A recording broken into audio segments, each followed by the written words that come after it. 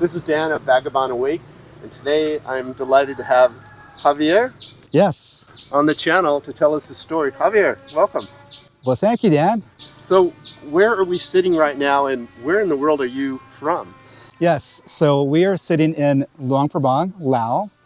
I am from America, so born and raised in Texas, but lived all over the U.S. thanks to my corporate job, so north to south, east to west, and including some time outside of the States. But yeah, originally from Texas.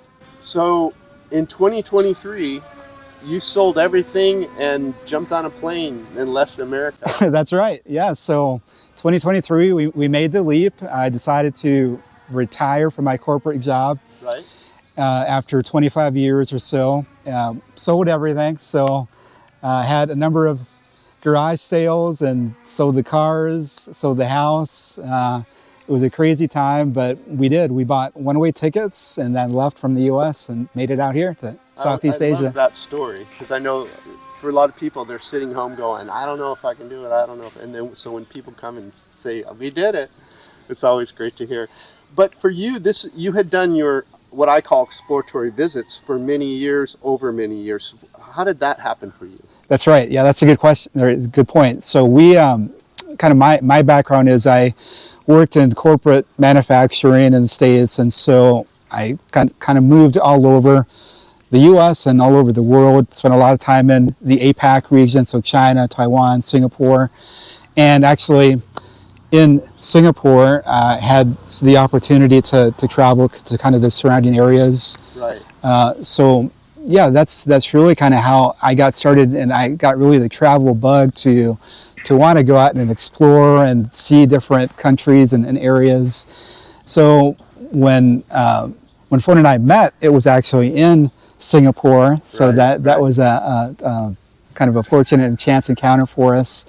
And we had the good fortune of moving back to Singapore after a few years of being married and living in the States. Right. So again, that gave us a chance to explore a little bit out of the region, go to some of the surrounding countries, and really get a good understanding of where it was we might want to retire to down the road. Yeah, so you didn't just sell everything and move overseas without a basic understanding of this part of the world. So you mentioned your wife, Phone. She's Laotian, is that how you say it? That's right, yes. And you met her in Singapore. Yes. And yeah. What year did the two of you move back to the States? Like, how long have you been together? Yeah, so we met in 2002, 23 years ago. Yeah.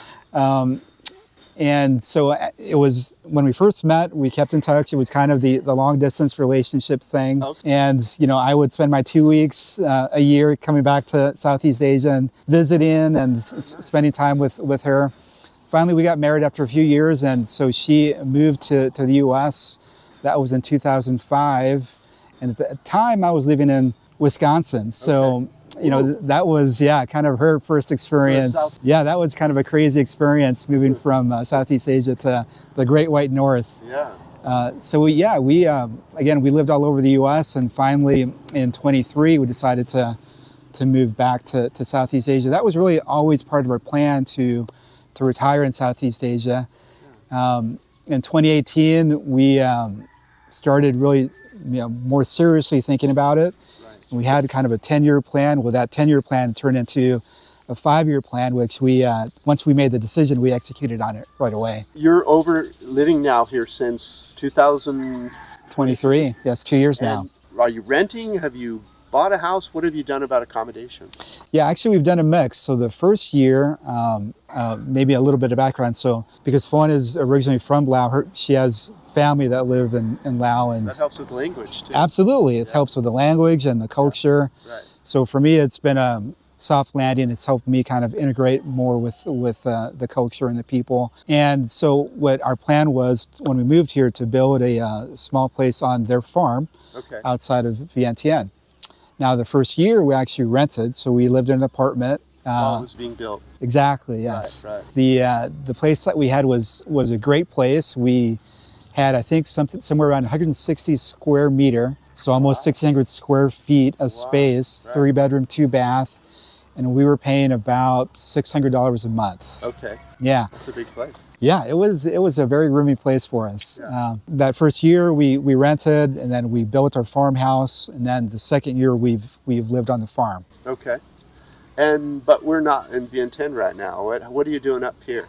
Yeah, great question. So, you know, a big part of what we do is we love to look for restaurants to eat at. So we're foodies, and Right. we travel kind of across the country and the region. So we started a road trip about a month ago, actually, from Vientiane going up to some of the northern provinces. Right. And we ran into you. So here we are in Luang Prabang. Yeah. So our plan is to continue the road trip and then make our way back down to Vientiane.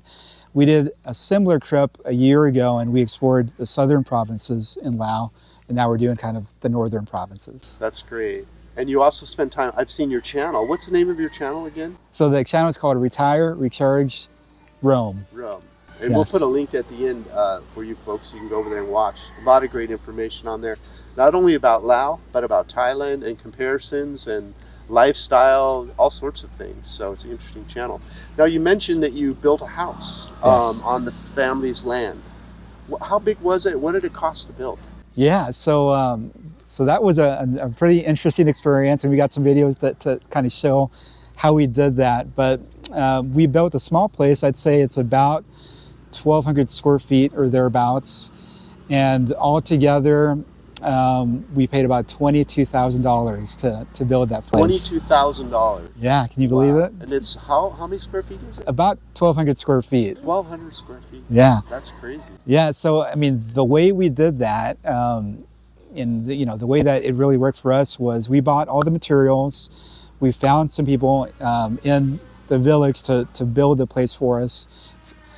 And 𝐵 she already had the design in her mind. She grew up the plans for the place. So for us, we just kind of managed the construction, and we're there day by day. I mean, that's another kind of interesting experience. Following construction in this part of the world is very different from how it is in the West. Yeah, of course. But yeah, that's how it works. Yeah, yeah, it's the local ways. Sometimes as Westerners, we're all, why are they doing it that way? But exactly, and it's often because of weather or rain or different things that we're not having to deal with in our home country. And I fell into that trap to say, why are they doing it that way? Why can't we do it this way? So at some point I had to learn, just stop asking why. Yeah. Yeah, these old farmhouses here, some of them 50, 100, 150 years, so they're doing something right. Absolutely, yeah. Yeah, so, and now you're traveling about, so you sort of have a base that's paid for, and you're traveling as you like, Laos, Thailand. What would you say for people that haven't really spent any considerable amount of time in Southeast Asia? What's it feel like when you get up in the morning here compared to when you're back in the States? So, I think what I would say, my observation is people here, it's a very different kind of feeling in that people here really embrace life. So they very much live in the now. They don't really think about what happened a year ago or even yesterday or what's going to happen in the future. It's really about living life day to day. And for me, it's been a very rewarding kind of change of pace. It's very laid back, slow change of pace, but at the same time, you really get to embrace life and experience life day by day. You think about what you're doing right now, and instead of kind of worried about what's going to happen tomorrow or next week or next month, that sort of thing. That's really what I see in the people here. And the other thing I'll say is this country especially has got a very complicated kind of history. It does. Everything from the impacts from the Vietnam War, and then the French colonial influence, and even before that, if you go back to the history with the conflicts with Siam to the west, and then the Yunnan conflict to the north. So I think what it's really done, it's really kind of impacted the way people think, in that, again, they really embrace life, and they want to enjoy what's going on now. That's great. That's great. And what are some of the differences you notice between Laos and Thailand? What are some of the things because you've spent a lot of time in both places. Yeah, that's a great question. So we have spent a lot of time in Thailand, and we have friends that are retired in Thailand. So we've gotten a chance to see that experience and how they've done that. You know, I think one of the things that I think to keep in mind with this country, with Laos, is the fact that it is a developing country, and so you'll see some differences in terms of the infrastructure, the roads, you know, those sorts of things. Things tend to be not as commercialized depending on where you're at. Now, if you're in a tourist town, you've got all the comforts that you could ask for in terms of Western food and restaurants, that sort of thing. But once you get out of the main tourist areas, it can be very, very different. So that's my main observation. You know, at the same time, I think some people have described Laos as maybe what Thailand might have been 30 years ago. You know, you're kind of stepping back in time, so to speak. Yeah, that's one of my observations. It seems less influenced by the Western world. It seems more in its original state, if you will, which is quite a joy to wander around Laos for that reason. Yeah, it is. You know, it's very interesting. To your point, yeah, it is a very kind of unfiltered kind of state, and can be very, very raw, because you'll see very unfiltered things. But to me, that's the joy that you get about being in this country. Lao ginger tea. All right, Lao ginger tea. I love ginger. This restaurant is very well known for their teas. They actually have a garden. Cheers. Right behind us. So they grow the ginger here. They grow all the herbs. Okay. Everything is grown here on site. It's delicious. Yeah, that is very good. You can taste that ginger, can't you? It's delicious. What would you say if someone's in Laos? What's a range of living costs you're going to find for expats, the ones maybe that don't have quite as much money, up to maybe middle, or who knows, you could spend whatever you want anywhere in the world, but what's like a reasonable amount of money starting from someone maybe doesn't have quite as much to someone, a more typical expat that comes here to Laos to retire? What would you say is like a range in cost of living? Oh, that's a great question. So I'll tell you, just, you know, we can give ourselves as an example, and I'll give you the range that we've had month to month. So okay. We've had some months, for the two of us, we've had months where we've been down and our expenses have been down as low as $850 $850 a month, okay. for two people, okay. to as high as $2,500 a month. Okay. If we've had kind of special one-time expenses or occurrences. So, you know, I think as someone that is interested in retiring to Laos, you can live a very low-cost lifestyle. Right. If you go to the local markets, you can have very affordable accommodations, those sorts of things. And again, we've seen people live in that kind of $800 a month range. So well under $1,000 a month, I think, would be reasonable. And you can also see the high end, especially if you're in a tourist town like Luang Prabang, or even Vientiane, the capital, where you get all the creature comforts.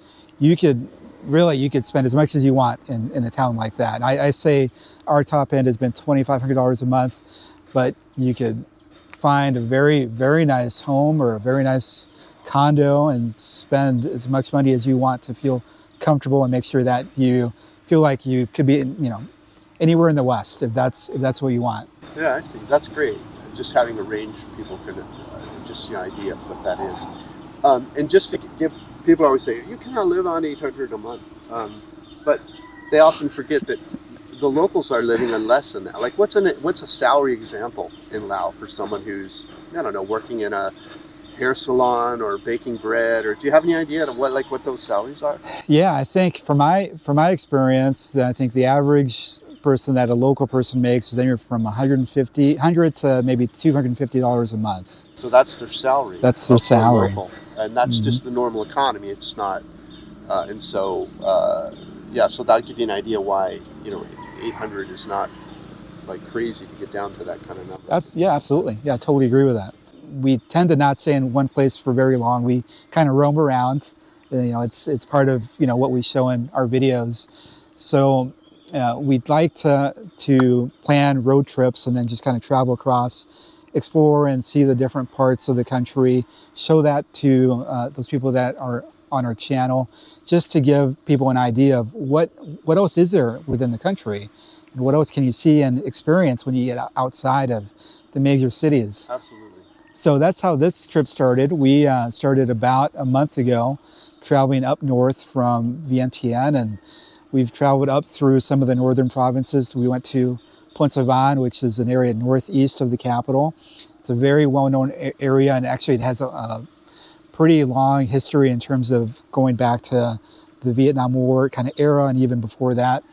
So rich history, very, very unfiltered. Now, you talk about unfiltered, it's very raw. Once you get out of the main cities and get up into the mountains, you can really truly see how people live, local people. So it's very interesting. So we're right in the middle of that road trip. We've got a series of videos that we'll put out, probably over the next month to show that. And so we were in the process of making our way to Luang Prabang when we contacted you, and it turned out that you were going to be in the area. So great luck, That's great. And now you're talking about traveling by vehicle. What kind of vehicle do you have, and why is that appropriate for this environment? Yes, yeah. So we bought an old Isuzu Trooper, 30-year-old Trooper.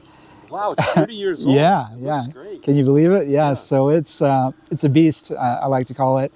So and it's built for the mountain roads. So if you're going to travel anywhere outside of Laos, it's probably recommended that you've got something that's got four-wheel drive capability, and because you've got a lot of mountainous roads, and especially during the rainy season, the driving can get kind of tricky. So actually for us, it's a perfect vehicle. We bought it, again, about a year ago. We've had to put some work into it to get it back up to tip-top shape, but now it's served us real well. That's great. Yeah. And so one of the things people always wonder about when they're retiring is, what about healthcare? Like, do you have like a clinic near where you live, or a hospital, or and have you had to visit it? What does it cost? That kind of thing. And maybe also health insurance, if you've thought about that, if you could share what your thinking is on that. Yeah, great question. So healthcare, so maybe I'll say that the other part of our transition here is the first year that we moved here, I was able to find a job with a local company, doing some kind of support work for them. My expertise is in operations, so I did some support on that side. But one of the benefits of that is I had sponsored healthcare with that company. Oh. So I got to see kind of what that was like, being on expat healthcare. And I'll tell you, within the major cities, especially in Vientiane, there are a couple of international hospitals. So you get kind of, what would be considered Western type healthcare. But you also have a number of public hospitals. So there's a range depending on what your budget is. You can find any kind of healthcare that fits your needs. And we transitioned off of that in the second year that we've just been traveling ourselves. We've transitioned off of that, and now we just self-insure, basically. So we pay our own expenses as they come. And again, it's very affordable. The clinics are very easy to get into. I mean, coming from the West, where you have to make appointments maybe 3 months out to see a doctor, for my experience anyway, or longer. It's not like that here. Here you can walk in, see a doctor right away, and get the care that you need right away.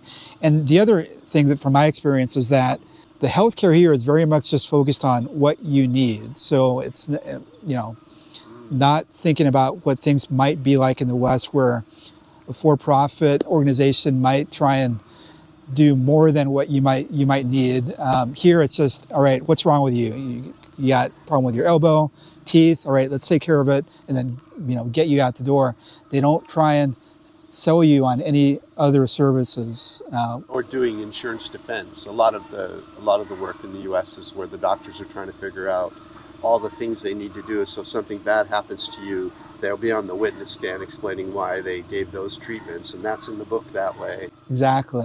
Which used to, that pisses many doctors off. They want to just fix the patient. They don't want to deal with that crap. Yeah. there's none of that here. Are you familiar with the retirement visa here, what that takes? No, actually, so I'll go through the visas. When we first moved here, because I had that work assignment working with a local company, I was sponsored by that company, so I had a 12-month long-term visa. And it's basically, if you're an expat that would be interested in coming here to retire, you would basically come in and be sponsored by the agency that you're working with. So I would always recommend, if you don't know the people or if you don't know the systems, find someone that's reliable to walk you through that process, and they'll sponsor you for that 12-month long-term visa. Okay. And what that does is it gives you a stay permit. If you would desire to work, they could sponsor you as work permit as part of that, and then a residence permit, I believe. So stay permit, work permit if needed, and then the visa. Okay. So all that, prices that we've seen range between $400 and $600 to take care of that 12-month visa. Then you renew it every year. The first year, it'll be a little bit higher because there is some kind of setup work that needs to be done. But as long as you renew it with the same person every year, then they'll take care of it for you. And from our experience, there are no income requirements. There are no insurance requirements. It's very straightforward. So it's a great way to go. And I think